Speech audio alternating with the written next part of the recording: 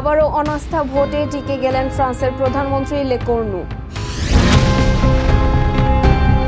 গ্রিসের পার্লামেন্টে কর্মঘণ্টা বৃদ্ধির বিতর্কিত আইন পাস। আন্তর্জাতিক ও অভ্যন্তরীণ সন্ত্রাসবাদের হুমকি ব্রিটেনে বাড়ছে বলে MI5-এর বার্ষিক প্রতিবেদনের দাবি। শুল্ক থেকে বাঁচতে আমেরিকার পাশাপাশি বিকল্প বাজার হিসেবে ল্যাটিন আমেরিকা ও এশিয়াতে ঝুঁকছে সুইস নাইফ উৎপাদক। বৈরী আবহাওয়াতেও জীবন রক্ষাকারী ওষুধ পাওয়ার নিশ্চয়তা দিতে বাজারে আনা হচ্ছে নতুন ড্রোন জুপিটার। লন্ডনের মাদাম তুসোয় স্থান পেতে যাচ্ছে দি এক্স ফাইলসের জনপ্রিয় অভিনেত্রী জিলিয়ান অ্যান্ডারসনের মোমের প্রতিকৃতি। ইউরোপের হালনাগাদ ও বৈচিত্র্যময় খবরাখবর আপনাদের সামনে এক নজরে তুলে ধরছি আমি সামিরা বাঁধন।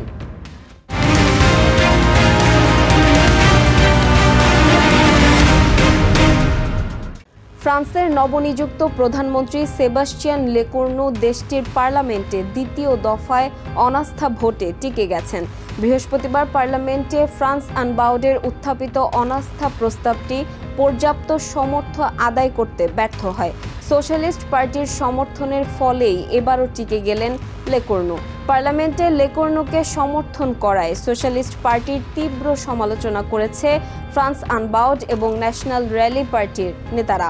তারা স্পষ্ট হুঁশিয়ারি দিয়ে বলেছেন, ম্যাক্রো ও তার আস্থাভাজন লেকর্নুর বিদায় এখন সময়ের ব্যাপার মাত্র। ফ্রান্সের প্রেসিডেন্ট ইমানুয়েল ম্যাক্রোর আস্থাভাজন প্রধানমন্ত্রী সেবাস্টিয়ান লেকর্নু দেশটির পার্লামেন্টে অনাস্থা ভোটে আবারও টিকে গেছেন। তবে দেশটির বামপন্থী বিরোধী দলগুলো ম্যাক্রোকে হুঁশিয়ার করে বলেছে তিনি ধার করা সময়ের উপর নির্ভর করে ক্ষমতায় রয়েছেন।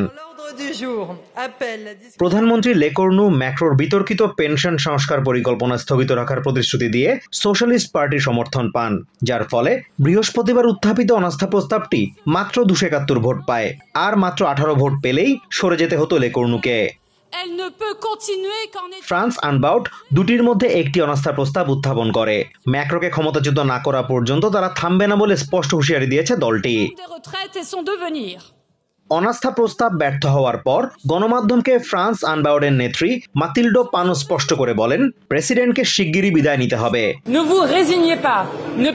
হাল ছাড়বেন না, ভয় পাবেন না, একে অপরের থেকে দূরে সরে যাবেন না। কঠিন এই বাজেটের বিরুদ্ধে সর্বাত্মক প্রতিরোধ গড়ে তুলুন। আর আমরা স্পষ্ট করে বলছি, প্রধানমন্ত্রী লেকর্নু আর প্রেসিডেন্ট ম্যাক্রো দুজনই নিজ নিজ পদে ক্ষণস্থায়ী। খুব তাড়াতাড়ি প্রেসিডেন্টকে যেতে হবে। অন্যদিকে অনাস্থা প্রস্তাবের বিপক্ষে ভোটদানকারী পার্লামেন্ট সদস্যদের প্রতি ক্ষোভ প্রকাশ করেন ন্যাশনাল র্যালি পার্টির নেতা জন ফিলিপ টাঙ্গি। সোশ্যালিস্ট পার্টির সদস্যরা আবারও ফ্রান্সের শ্রমজীবী মানুষের সাথে বিশ্বাসঘাতকতা করেছে। আজ আমাদের দেশের জন্য সত্যিই দুঃখের দিন, কারণ করদাতা, সাধারণ কর্মজীবী মানুষ আর অবসরপ্রাপ্তরা ক্ষতিগ্রস্ত হবেন। শুধু কিছু পার্লামেন্ট সদস্য যেন তাদের পদ আঁকড়ে থাকতে পারেন সেজন্য। তবে প্যারিসের বাসিন্দারা সরকার টিকে যাওয়া না যাওয়ার বিষয়ে খুব একটা আগ্রহ দেখাচ্ছে না। বৃহস্পতিবারের এই ভোটাভুটির পর তাদের অনেকেই জানায়, গত 1 বছরের রাজনৈতিক অস্থিরতা তাদের কর্তৃপক্ষের প্রতি আস্থা কমিয়ে দিয়েছে। আবাসন খাতের কর্মী অ্যান্থনি মুসা এদের একজন। সত্যি বলতে আমার তেমন কিছু যায় আসে না। এখন আমরা রাজনীতি নিয়ে আগের মতো আগ্রহী না। আমরা শুধু চাই একটু স্থিতিশীল পরিস্থিতি। এই চেয়ার বদলের খেলা একেবারে হাস্যকর লাগে। আন্তর্জাতিকভাবে দেখলেও আমরা যেন হাসির পাত্র হয়ে গেছি। তবে ফ্র্যাঙ্ক রিবেরি নামে প্যারিসের এই বাসিন্দা লেকর্নুকে কাজ করার সুযোগ দেওয়ার পক্ষপাতী। সবাই বলছে লেকর্নু ম্যাক্রোর লোক, তবে এখন তো দায়িত্ব নিয়েছেন, দেখাই যাক না কি করেন। এখনই কিছু বলা যাচ্ছে না। এই মুহূর্তে মনে হচ্ছে উনি সবার মন রক্ষা করতে চাইছেন, কিন্তু মাথার উপর সবসময় চাপ আছে। কতদিন টিকবেন বলা যাচ্ছে না। লেকর্নু আসলে নিজের কাজে কতটা সফল হবেন তা নির্ভর করছে বিরোধী দলগুলোর কতটা সমর্থন পাচ্ছেন তার উপর। সময়ের সাথে সাথে লেকর্নু ও ম্যাক্রো দুজনের জন্যই পরিস্থিতি আরো জটিল হয়ে উঠছে, এমনটাই মনে করেন ফ্রান্সের অনেক সাধারণ মানুষ। Azimur Rashid Kanak, TVN24 news desk. ব্যাপক বিক্ষোভের মধ্যেই গ্রিসের পার্লামেন্টে পাশ হলো বেসরকারি খাতে কর্মঘণ্টা বৃদ্ধি করা সংক্রান্ত বিতর্কিত বিল। নতুন এই আইনে বেসরকারি প্রতিষ্ঠানের কর্মীদের দিনে সর্বোচ্চ 13 ঘন্টা পর্যন্ত কাজ করার অনুমতির বিধান রাখা হয়েছে। দেশটির সরকারের দাবি, নতুন এই আইন শ্রমবাজারকে আরও নমনীয় করবে। তবে বিরোধী দল ও শ্রমিক সংগঠনগুলোর অভিযোগ, এতে শ্রমিক অধিকার ক্ষুণ্ণ হবে এবং জীবনযাত্রার ব্যয় বৃদ্ধির চাপের পাশাপাশি মানুষের ওপর অতিরিক্ত কাজের চাপ পড়বে। তবে বিল পাশের আগে পার্লামেন্টকে দেশটির রক্ষণশীল সরকার জানায়, বছরের সর্বোচ্চ 37 দিন বাড়তি সময়ে কাজ করার এই বিধান প্রযোজ্য হবে। তারা এও নিশ্চিত করেছে, কোনো কর্মী অতিরিক্ত সময় কাজ করতে অপারগতা প্রকাশ করলে তাদের চাকরি হারানোর ভয় থাকবে না। এই মুহূর্তে ব্রিটেন একাধিক রাষ্ট্রীয় হুমকির মুখে রয়েছে। বিশেষ করে রাশিয়া, ইরান ও চায়নার কাছ থেকে আসা হুমকি বাড়ছে এবং দেশটিতে সন্ত্রাসবাদের ঝুঁকি এখনও প্রবল।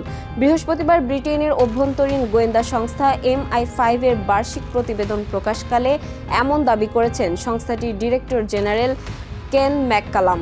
রাষ্ট্রের জন্য হুমকি, এমন কর্মকাণ্ডের সাথে জড়িত সন্দেহে আটক ও জিজ্ঞাসাবাদের ঘটনা গত 1 বছরে 35% বেড়েছে বলে জানান তিনি। তিনি দাবি করেন, রাশিয়া ব্রিটেনের ওপর নজরদারির চেষ্টা চালালেও বারবার তা ব্যর্থ করে দেওয়া হয়েছে। MI5 গত 1 বছরে ইরান সমর্থিত 20টির বেশি প্রাণঘাতী ষড়যন্ত্র শনাক্ত করেছে বলেও দাবি করেন ম্যাককালাম। চায়নার ক্ষেত্রেও কড়া নজর রাখা হচ্ছে বলে নিশ্চিত করেন তিনি। In the last year, we and the police have disrupted a steady stream of surveillance plots with hostile intent, aimed at individuals Russian leaders perceive as their enemies.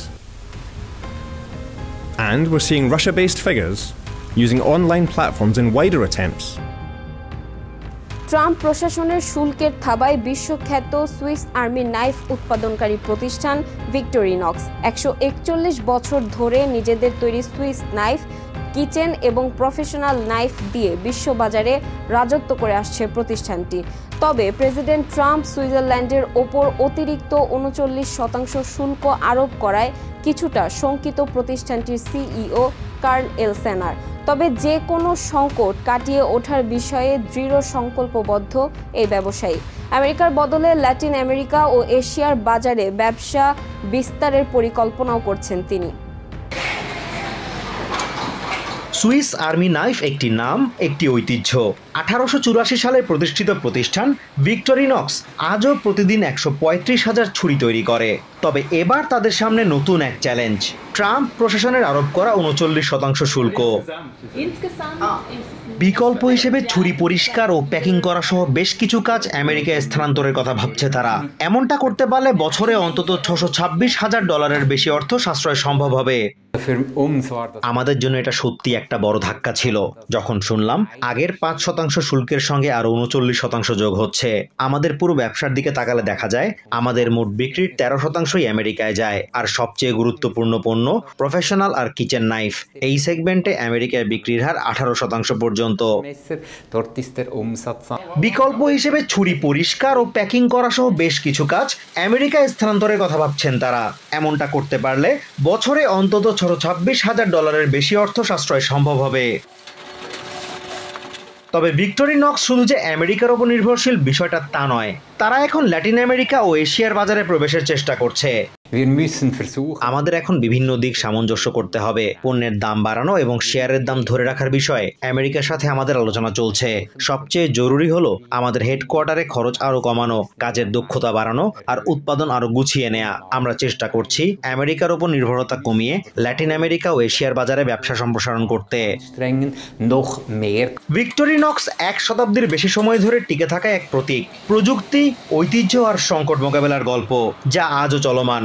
তবে এলসেনারের দাবি, প্রতিকূল পরিবেশে কিভাবে টিকে থাকতে হয় তা তাদের ভালোই জানা আছে। আমরা প্রথম বিশ্বযুদ্ধ, মহামন্দা, দ্বিতীয় বিশ্বযুদ্ধ, তেল সংকটের সময়ের মন্দা সব পার করেছি। আমরা সব সময় বড় বড় সংকট কাটিয়ে উঠেছি। আমাদের পণ্যের গুণগত মান, ব্র্যান্ডের শক্তি আর কর্মীদের নিষ্ঠা সব মিলিয়ে আমরা নিশ্চিত এবারও আমরা এই কঠিন সময়টা সফলভাবে পার করে উঠব।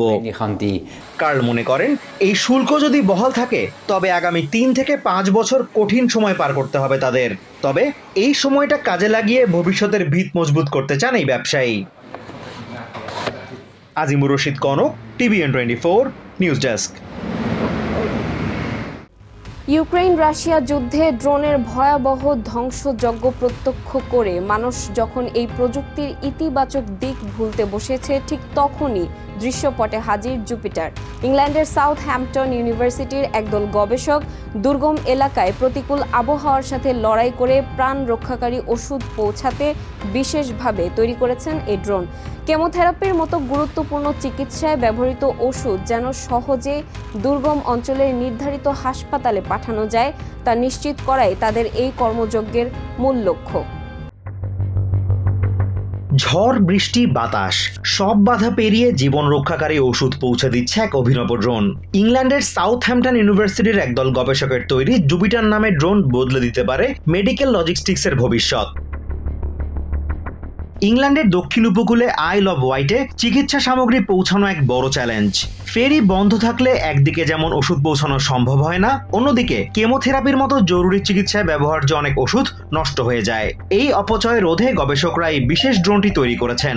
This is our Jupiter drone. We've been designing this from the ground up with medical logistics as the forefront for the mission. বর্তমানে আইল অব ওয়াইটে কেমোথেরাপির ওষুধ পৌঁছাতে ট্যাক্সি, ফেরি, ট্যাক্সি এমন জটিল রুট ব্যবহার করতে হয়।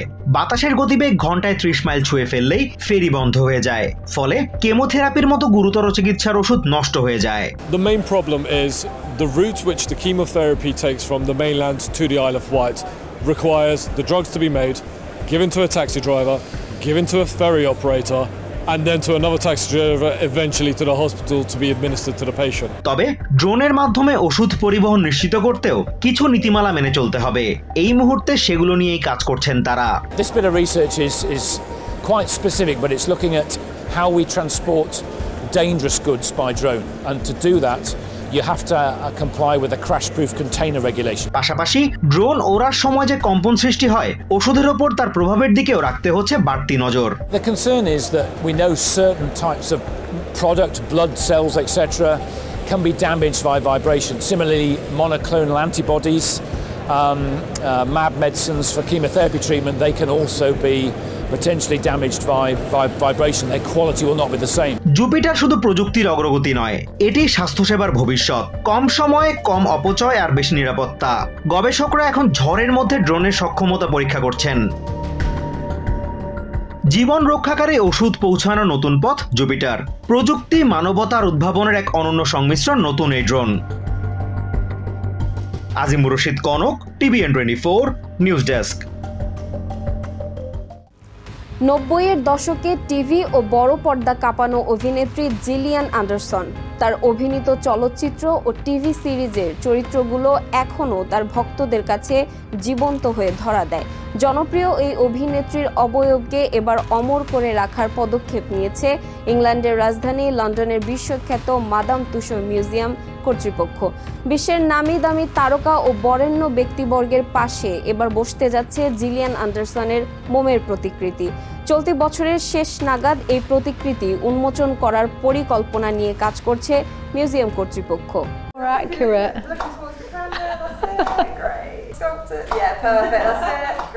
হলিউড তারকা জিলিয়ান অ্যান্ডারসন এবার তিনি যাচ্ছেন এমন এক জগতে যেখানে তার প্রতিটি হাসি, ভঙ্গি আর অভিব্যক্তি স্থির হয়ে থাকবে সময়ের ক্যানভাসে।